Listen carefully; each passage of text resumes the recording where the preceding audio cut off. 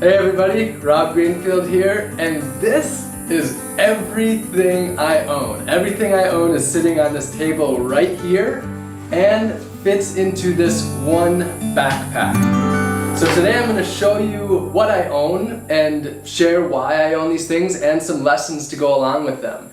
Now, when I say this is everything I own, I truly mean it. It means there's nothing stored in other places, nothing stored at family or friends, and I don't even actually have a bank account, a credit card, many other things. All of my money is also right here on this table.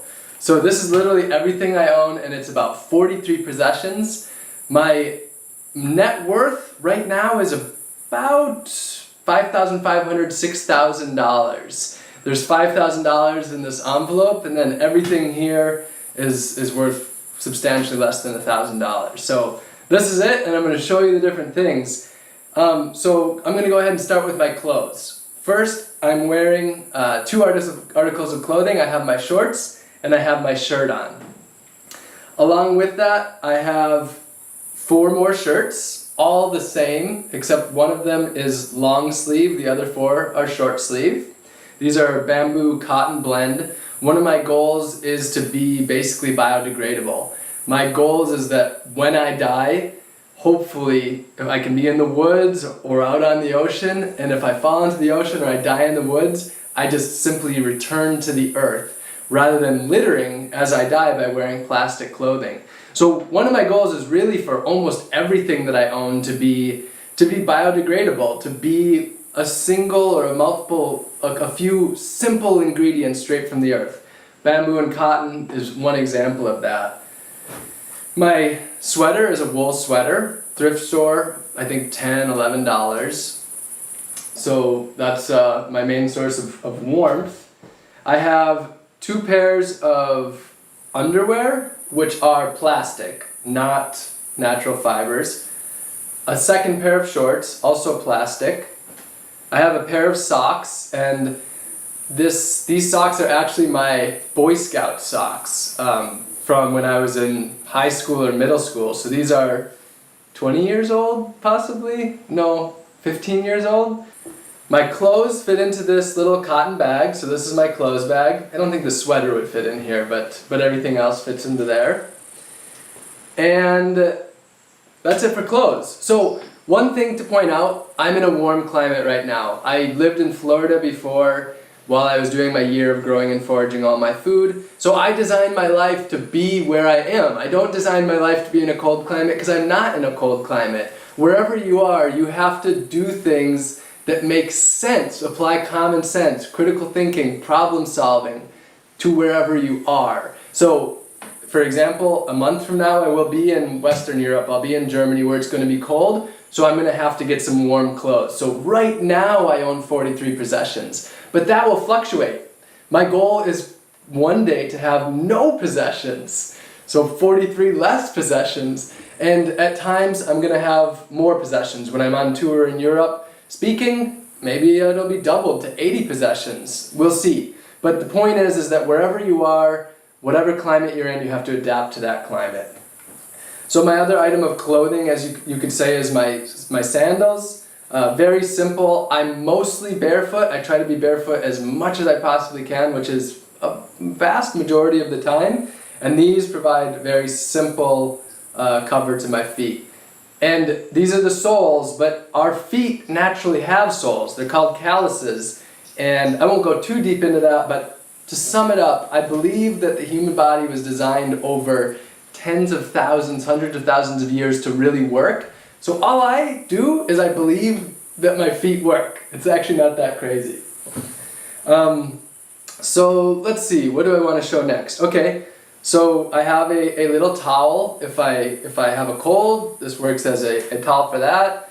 A handkerchief. I use this for washing dishes and things like that. So multi-purpose. One of the keys is for things to be usable for many functions. A lot of the things that I have maybe it's one possession, but I can use it in many different ways. This is probably one of the great possessions that I have, and this is my pot, and it's my bowl, and it's my to-go container. It's what I can put my leftovers in. So a lot of people who are striving for zero waste, they'll carry a reusable bowl. This is basically that, except it's also a pot, so that when I'm traveling, if I'm somewhere where there is no pot or pan, I can cook, and I can also cook over a fire with it.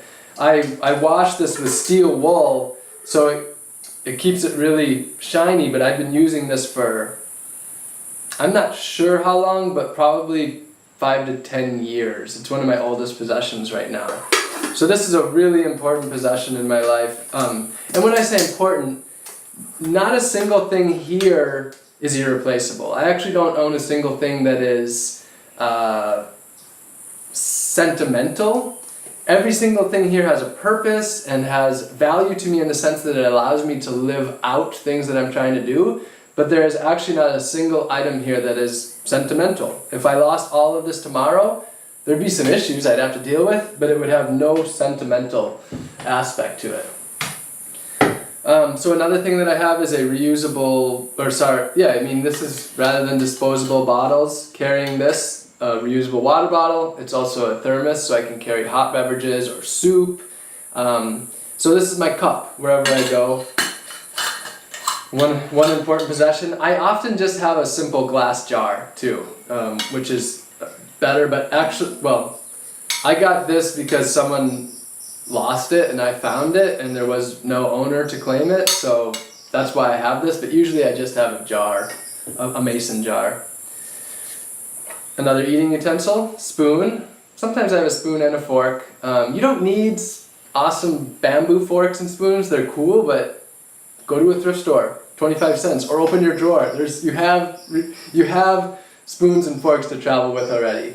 Normally one of my possessions is a Leatherman, a multi-tool, but I don't have that because this year I'm traveling using planes and everything's carry-on, so I can't carry a knife. Otherwise that would absolutely be one of my key possessions. So next I will show, this is a reusable bag as well. I keep using the word reusable, of course it's reusable, but what I mean is for a lot of people who are getting plastic bags at the store, you can use a reusable shopping bag. Now this can be used for grocery shopping, for this is basically like my day pack, so that I don't have to take everything out of here. I have this small pack that I can carry as well. Both of these backpacks were given to me by a friend who gets backpacks that are going to be thrown away, and he repurposes them and makes things out of them, and instead I actually took these because they're still good. So I have my computer, and computers can be expensive. This would be my most expensive item, but I buy them used on Craigslist. So this was, I think, about $300. It's a 2014, so it's 6 years old. And so if I break this or it gets stolen, then I just need about $300 to get another used one of these. So there's the charger to go with that. I'm counting the charger and the computer as one possession at the advisement of many of my friends who say that is one possession. But if you want to call it two, the 43 is a little bit subjective.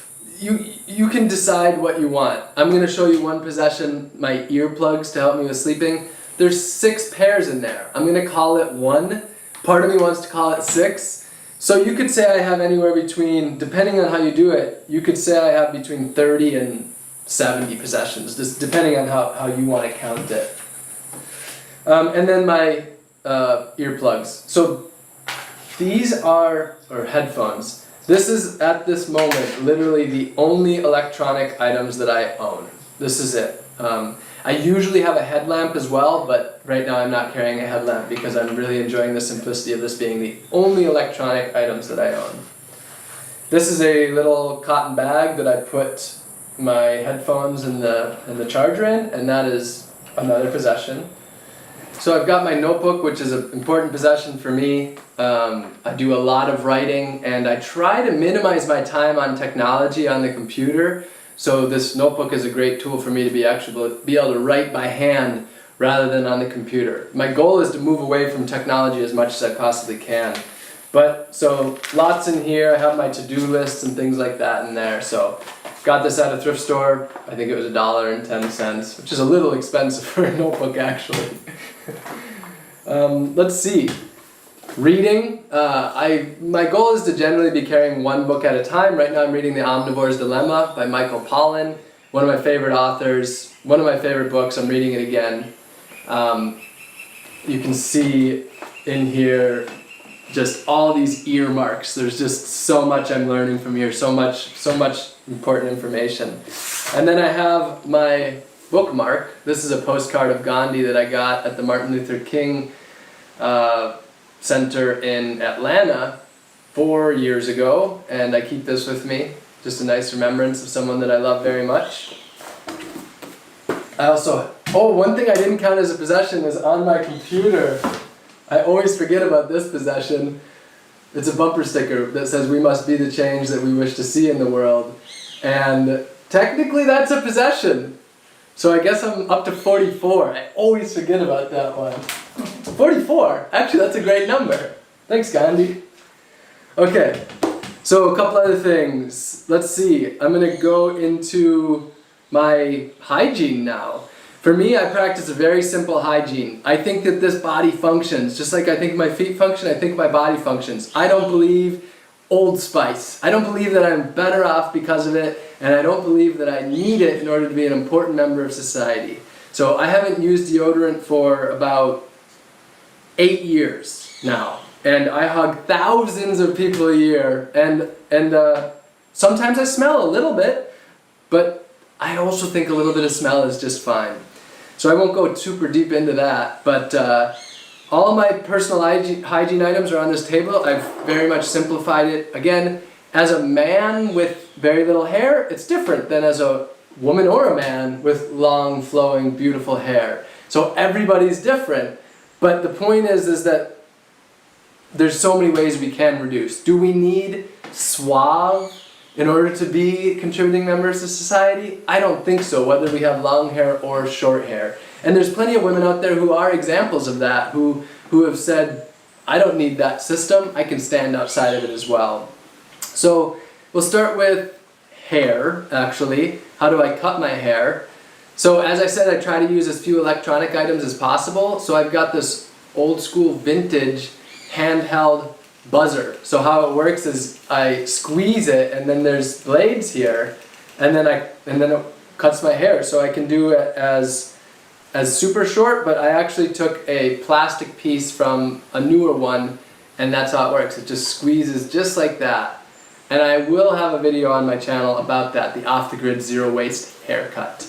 So that is a pretty sweet thing. I think this is about 50 years old. I can't find I don't think they're made anymore. You can only get vintage ones, and I got this online. And that goes inside of this bag. So that's another possession in the bag, which is hemp, I believe. So I also have these little scissors. These come in handy so much. Since I don't have my multi-tool anymore, these are probably one of my most commonly used possessions. I use it for trimming, the beard, the ears, the hairline. But I use it for so many different things, just when I'm repairing things, repairing my clothes, things like that. So really great.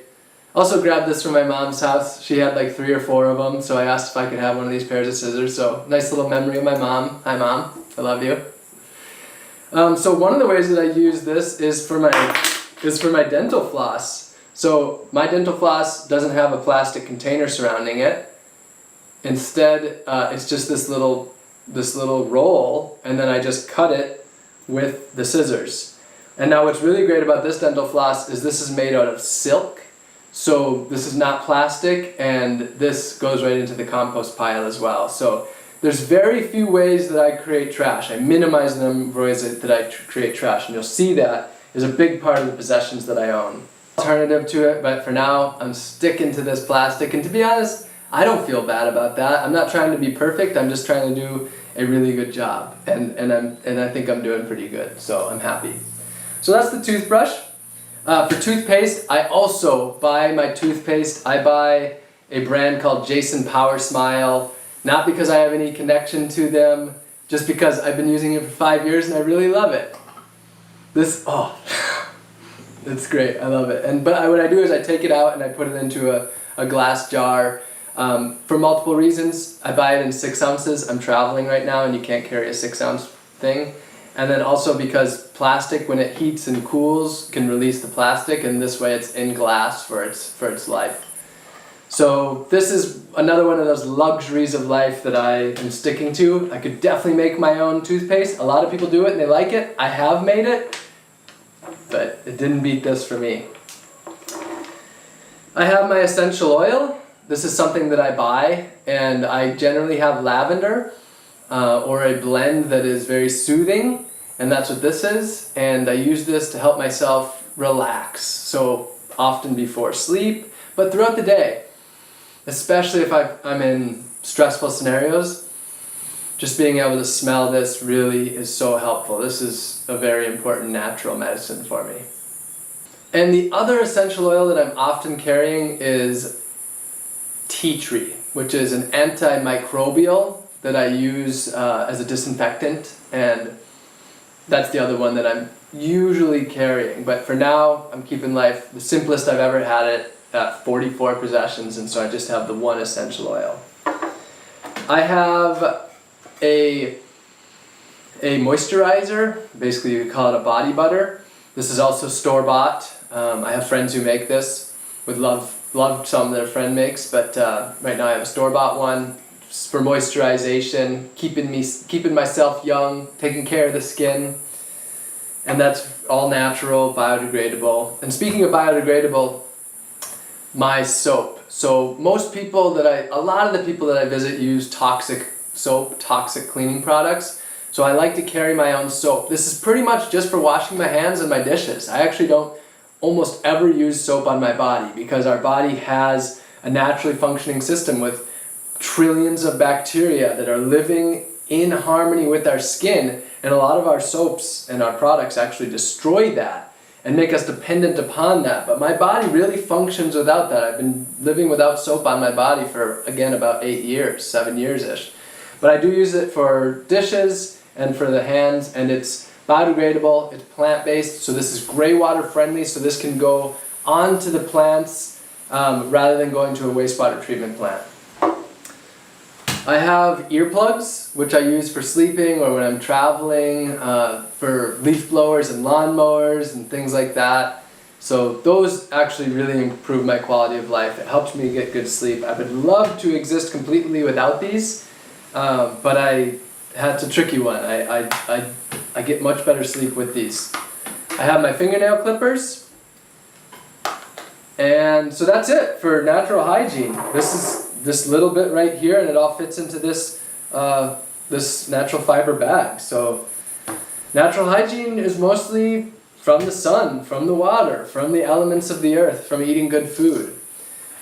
So speaking of food, I carry tea with me. I'd like to have tea every morning and every night, a nice morning tea and an evening tea. This is chamomile. I really like to have that to just relax me at night.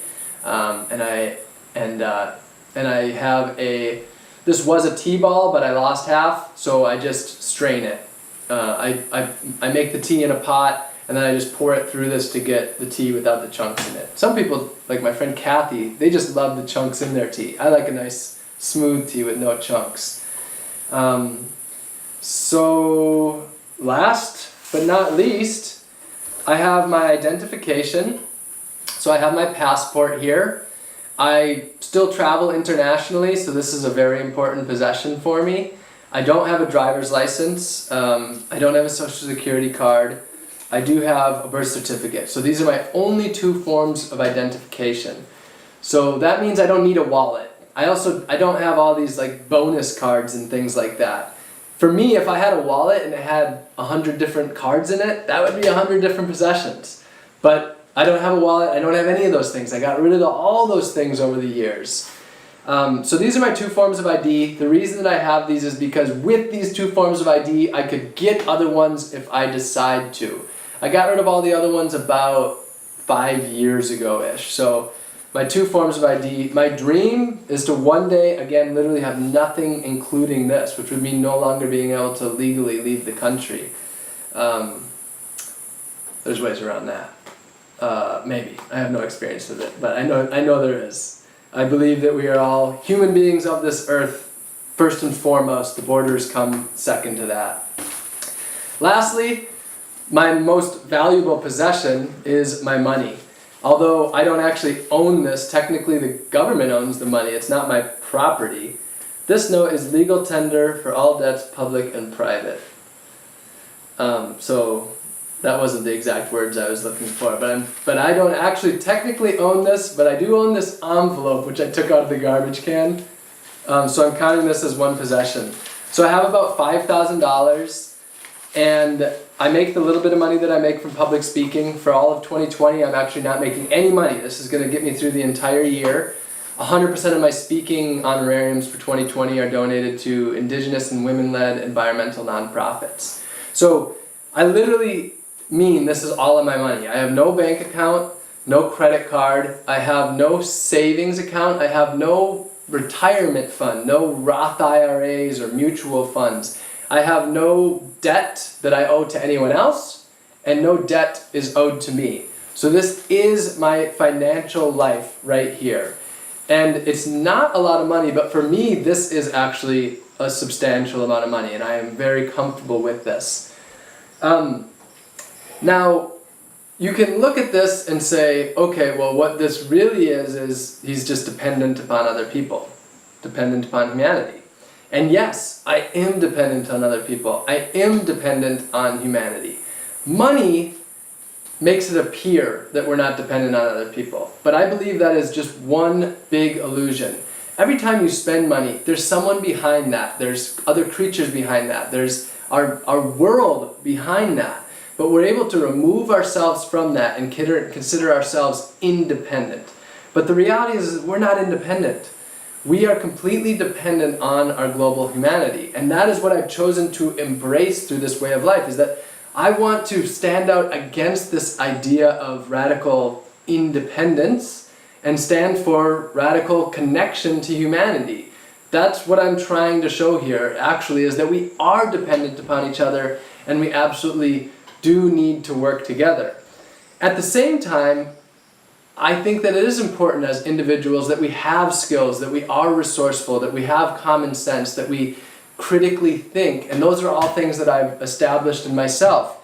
So I know how to take care of my body. I'm not asking other people to do that. I've learned how to be able to take care of a lot of my own needs, so there is that form of independence, but only with the complete embracement, I think that's a word, of the reality that I am completely dependent upon humanity, and so are every single one of you, even if you have your own Wi-Fi that you pay for, and your own cell phone that you pay for, and your own house. All of those things are all dependent on global humanity, working together, and all of the creatures that we depend on, and the environment, the earth that we depend on. So that's really, I'm trying to shake things up a little bit here. I am extreme. There's no question about that. The way that I do things is extreme, but I think that our current way of living, the United States has 5% of the world's population but uses 25% of the world's resources, that is extreme. So what I am is I am a counterbalance to that extreme way of life. I only have to go this far because society has gone so far in the other direction, and that is why I'm extreme, so that I can stand out and get people thinking and get people questioning their own lives. So I am extreme, but I also wasn't always this way. I used to be really focused on material possessions and financial wealth. My goal was to be a millionaire by the time I was 30. I wonder what the 23-year-old me now would say to a guy who actually only has less than $6,000 as his full financial net worth. So I wasn't always this way. So it was a transition. In 2011, that's when I woke up. I lived in a 3-bedroom apartment at the time. I lived in the biggest bedroom because I had a lot of stuff. I moved to the smallest bedroom as I started to wake up and reduce the amount of stuff. I went from the smallest bedroom to living in the 6x6 closet of my tiny house. as well as having my friend park his camper in the driveway, and I stayed in the camper as well. After that, I was simplifying my life. I eventually got rid of that apartment and I moved into a tiny house, a 50 square foot tiny house in San Diego. At that time, when I moved in there, I was able to bike over with everything that I owned on a bike trailer, the bike pannier. So that was a big step for me. Then I lived for a year in a 50 square foot tiny house off the grid in San Diego. At that time, I think I had around 1,000 possessions. After that, I downsized to having just 111 possessions that all fit into my backpack, which I traveled with for about 2 years. So that was a bigger backpack than this, substantially bigger, about twice as big, 111 possessions. And then I moved to Orlando, and that's where I decided that I was going to grow and forage 100% of my food for a year. That meant drastically increasing my possessions to be able to be self-sufficient food-wise. I had a lot of possessions. Just the shovels and the rakes, and I built a 10 by 10 tiny house, so much bigger than the last one, and I filled it with a lot of stuff, mostly useful stuff, things that I could use for sustainability, for gardening and such. And then I left Orlando after 2 years there. I gave away the tiny house. I gave away most of my possessions, sold some of them, and then it took me months to downsize my life again. I left Orlando with a huge duffel bag that was so heavy it hurt my back. Eventually got that down to 80 possessions, and then a few weeks ago in Montreal, I was at a school speaking, and I turned that 80 possessions into 40 possessions. I gave away half of the things I owned that day to kids. I was leaving Montreal and coming to Costa Rica, where I didn't need my jacket and my pants, and I wanted to get rid of those things, as I'm going to be shifting only to natural fibers instead.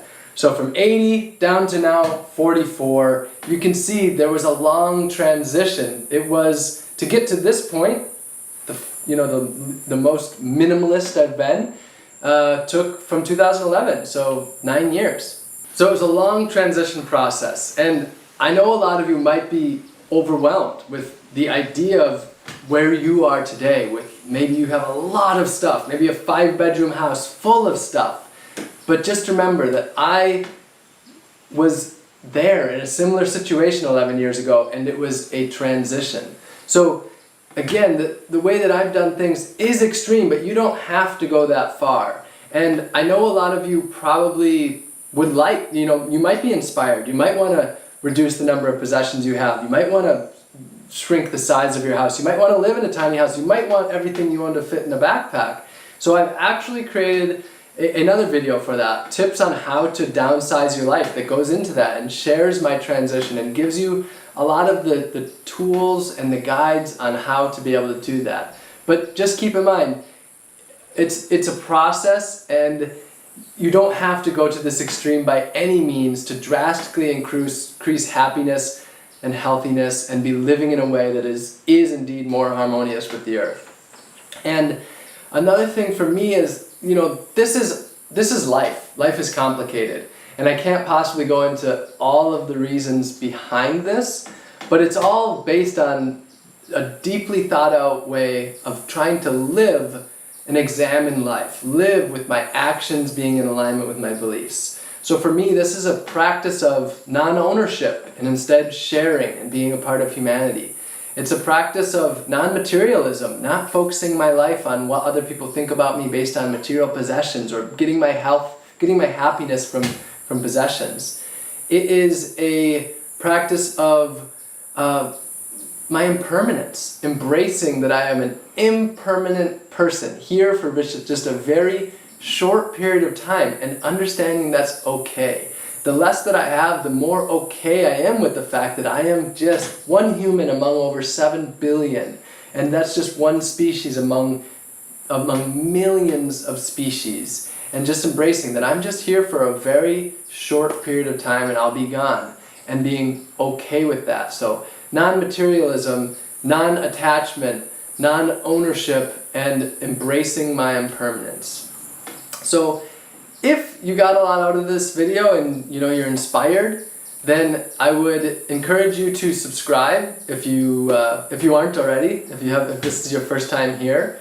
And if you think this is information that other people need, then let's help it get out there. Comment and like this. That's what YouTube loves. That's what helps it get into that algorithm. So let's spread this stuff.